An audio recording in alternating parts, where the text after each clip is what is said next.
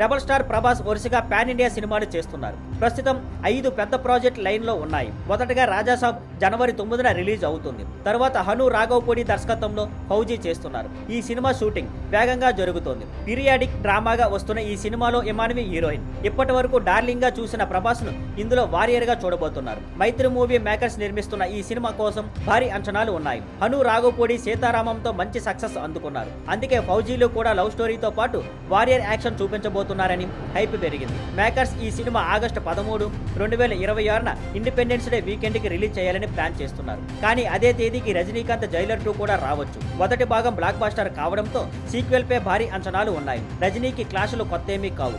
ఇటీవల వార్ 2తో కూడా పోటీ పడ్డారు. కానీ కలెక్షన్లు అంతగా రాలేదు. అందుకే ఈసారి ఎవరో ఒకరు రిలీజ్ డేట్ మార్చుకోవడం మంచిదని టాక్ ఉంది. ఇంకా టైం ఉన్నందున ఎవరైనా తగ్గుతారా లేదా అన్నది చూడాలి. Thank you for watching. Please like, share and subscribe.